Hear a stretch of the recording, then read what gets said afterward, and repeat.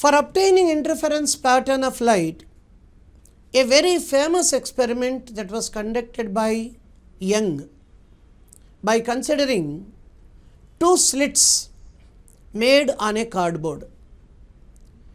This particular experiment we call it as Young's double slit experiment, by means of which one can understand what exactly is interference of light.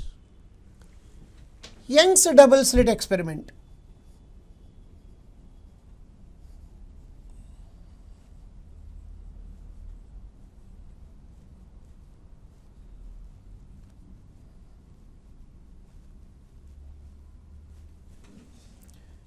This Young's double slit experiment, you find two coherent sources S1 and S2 which are placed very close to each other. The distance gap between them generally will be just a few millimeters. 3 millimeter, 4 millimeter, like that will be having that small a distance of separation between these two sources. And behind them, at a certain distance, we will be finding the main source of light. Whatever light that is coming out of S1 and S2, since both the sources or slits are very close to each other, the waves used to overlap on one another. That means interference takes place, and at a certain distance, you will be finding the screen that is kept. At what distance usually be the screen? This will be at a distance capital D, which will be in meters. For example, the screen is at 2 meter distance, 3 meter distance, like that will be having. Whereas the distance gap between these two slits, which are behaving as a coherent pair of sources, that gap is in simple millimeters. So when comparing to the distance to the screen from the slits, distance gap between the slits is very less. Almost one can say negligibly small, the distance they will have in between them.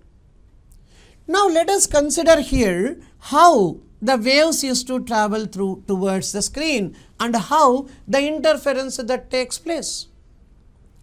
I just draw from S1 this complete semicircle. Let us consider that one to be the crust emitted by S1.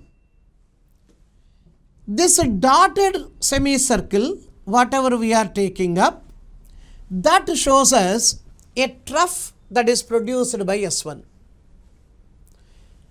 I just take one more crust over here, that is complete semicircle, and one more dotted semicircle.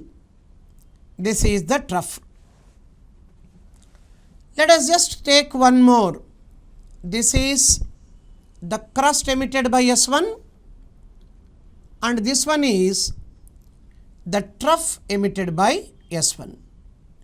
That means one can understand the crust and trough combination of the wave is just moving forward, just moving towards the screen, which of course they are emitted from the source, which of course is the slit here as S1.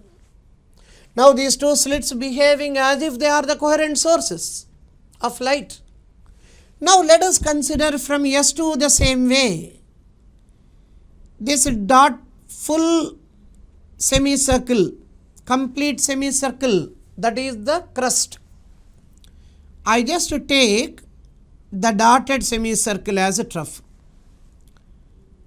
One complete semicircle this way and one dotted semicircle this way.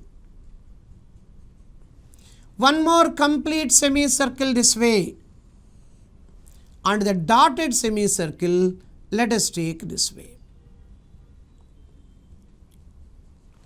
So there are different waves which are coming out of S1 and S2.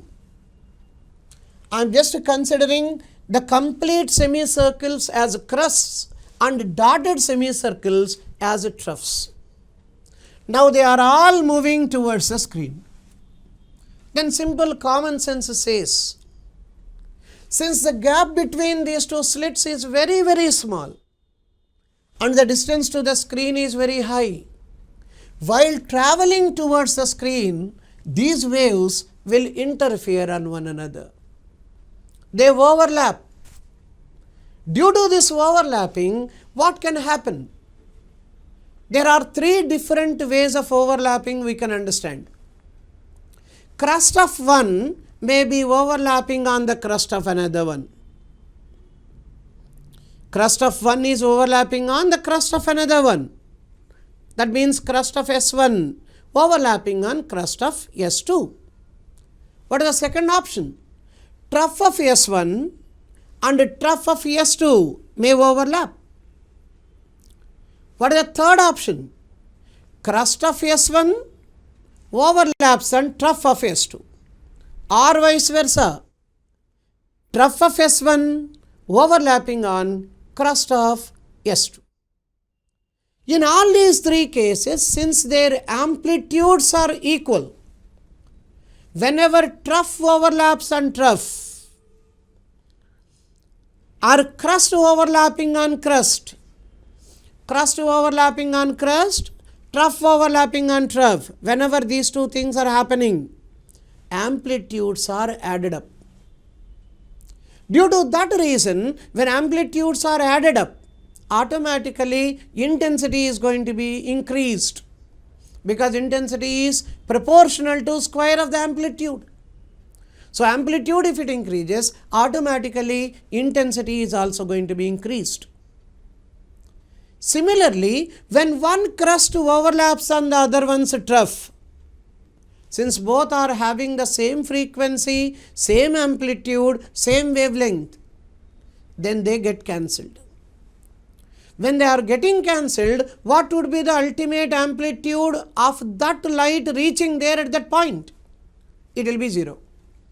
When amplitude is 0, automatically one can say the intensity of light also is going to be 0 there.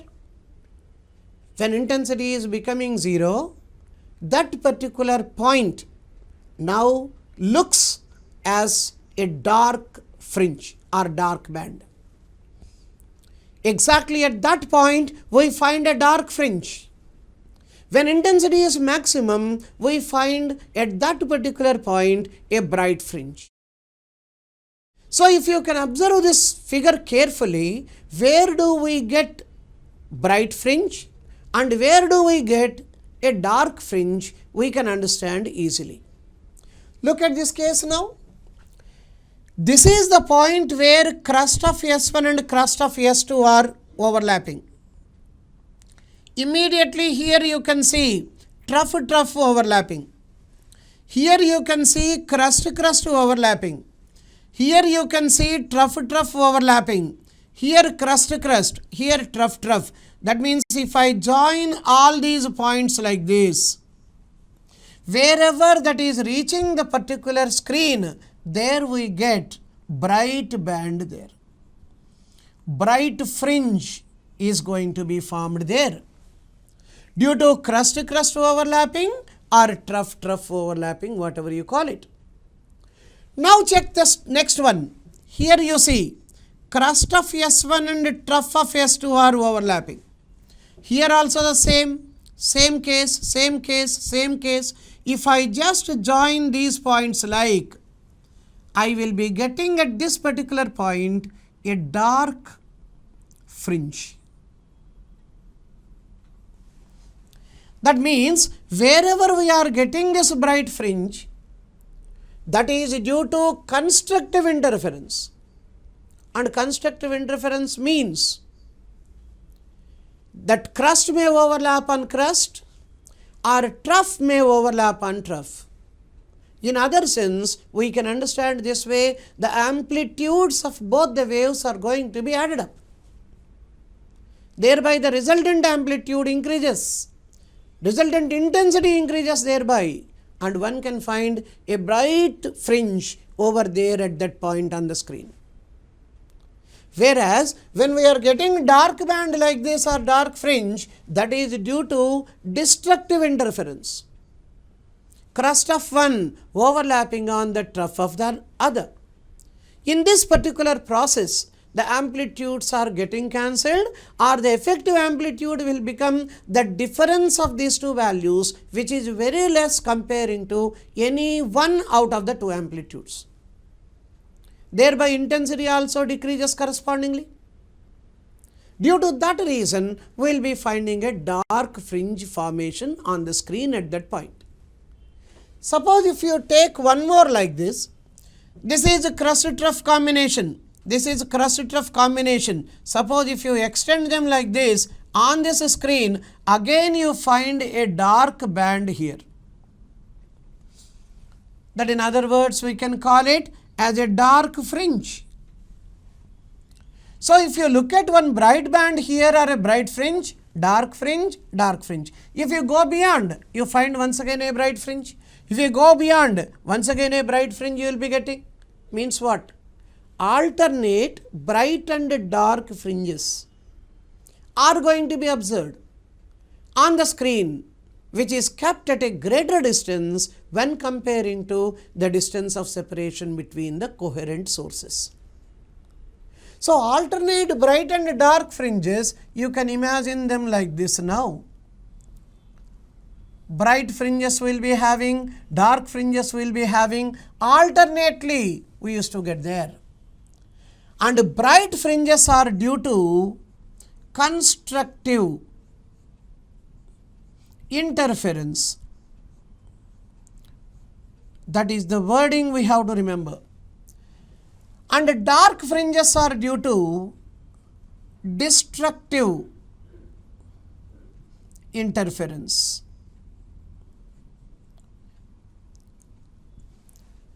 But by all said and done, total light energy in the system remains same.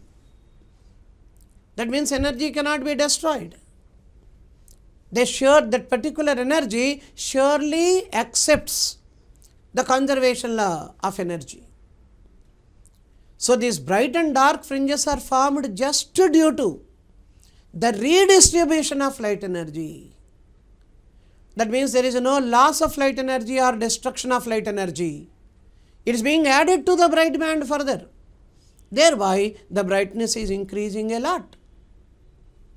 That is what one has to understand as far as Young's double slit experiment that is concerned. So wherever constructive interference that is taking place, bright fringes are obtained on the screen. Wherever destructive interference is taking place, dark fringes are going to be obtained, and likewise alternate bright and dark fringes we used to find as interference pattern on the screen over here. But what is the condition for obtaining bright band or a bright fringe? Similarly, what is the mathematical condition that is required for us to obtain a dark fringe at a point on the screen? For that, we have to take up a small derivation. Let us now consider the mathematical approach for obtaining a condition for the formation of bright fringe and dark fringe on the screen. So the mathematical approach means, let us consider this way, y1 is equal to a sin omega t and y2 is equal to a sin omega t plus delta. These two are the waves which are overlapping on one another. In the interference experiment, what we have discussed just now of Young, the two waves which are overlapping or interfering, they are now given this way. Y1 is equal to a sin omega t, a being the amplitude, sin being the function, and omega t is phase angle. Similarly, y2 is equal to a sin omega t plus delta. Here, this delta indicates the constant phase difference between these two waves as such. When these two overlap on one another or they superimpose on one another, there is one principle which is called superimposition principle of waves. Principle of superposition of waves. What it says? When y1 and y2 are individual displacements of both the waves which are superimposing, then the displacement of the resultant wave thereby formed will be the algebraic sum of their individual displacements. That in other words, we can say the displacement of the resultant wave, if I write it as y, that now becomes y1 plus y2. What is this value of y1 plus y2 according to this? Let us check. A into sin omega t plus sin of omega t plus delta. This is actually the resultant displacement. Resultant displacement of what? The wave that is formed due to their overlapping or their superimposition on one another. Now, if you just expand this one, you can write y is equal to a common sin omega t plus sin omega t cos delta plus cos omega t sin delta. Of these two, I can now take sin omega t common. A into, I can just write 1 plus cos delta plus cos omega t sin delta. Now, what I just do in this case is, I just multiply by this a. I can write a sin omega t into 1 plus cos delta plus a cos omega t into sin delta. Let a into 1 plus cos delta, you just take this one as a cos phi, and second one a sin delta, you take it as a sin phi. Let this value a into 1 plus cos delta be a into cos phi. This value a into sin delta be a into sin phi. When I just rewrite these two values in the above expression, this I take as the first equation, this I consider as the second equation, I just substitute these two in the above equation. This implies y is equal to sin omega t cos phi with a here plus this one now a cos omega t sin phi. After just substituting these two values here, we are getting this equation like this. I can now rewrite the same this way, taking a common. This now can be rewritten as sin of omega t plus phi. That is the equation for the resultant wave thereby formed due to the overlapping of these two waves. So, the resultant amplitude here is A, and this is a sine functional wave once again, sin of omega t plus phi. What is that phi now to be called? It is the phase difference in the resultant wave thereby formed due to the interference of these two earlier waves considered. Now, what is this value of A I just want?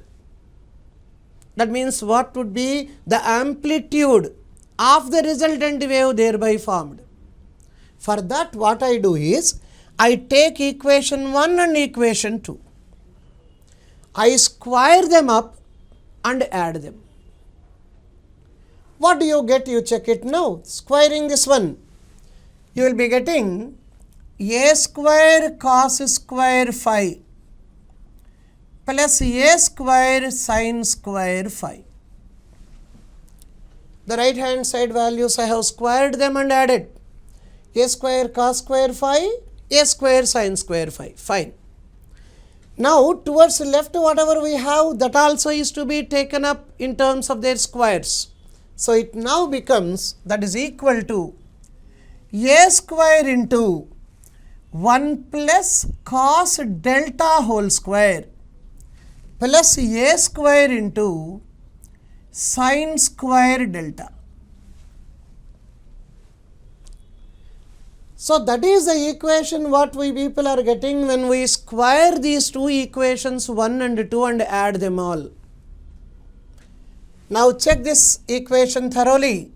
This now becomes a square, because cos square phi plus sin square phi becomes 1, is equal to a square into 1 plus cos square delta plus 2 cos delta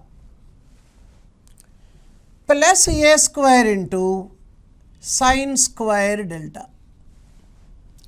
When I just consider a square common, cos square delta plus sin square delta now becomes 1.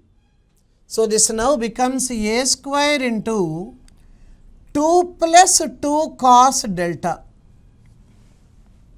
In other words, 2a square into 1 plus cos delta we can write. But mathematically we can rewrite the same equation this way: a square is equal to 2a square into 2 cos square delta by 2. 1 plus cos delta can be written as 2 cos square delta by 2. Then what is the equation ultimately? 4a square cos square delta by 2. Then what is the ultimate equation for amplitude here? 2a cos delta by 2. That is the basic equation for the amplitude of the resultant wave thereby formed. So A represents, the capital A represents simply the amplitude of the resultant wave. Amplitude of the resultant wave formed due to the interference of these two waves what have been taken up earlier.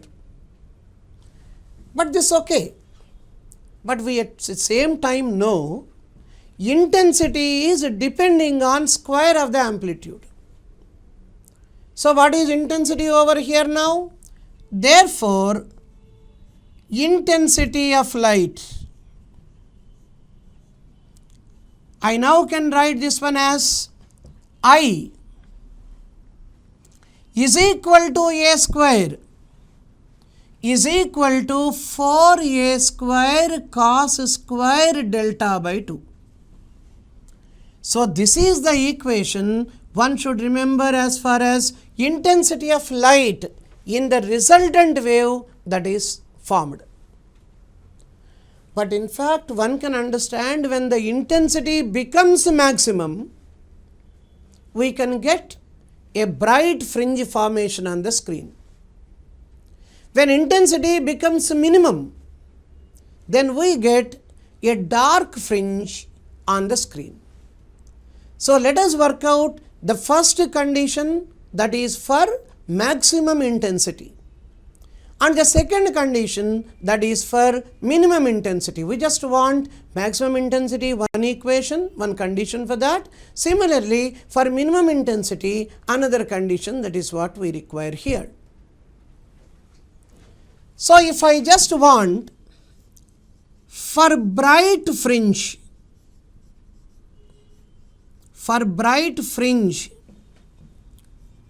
to be formed,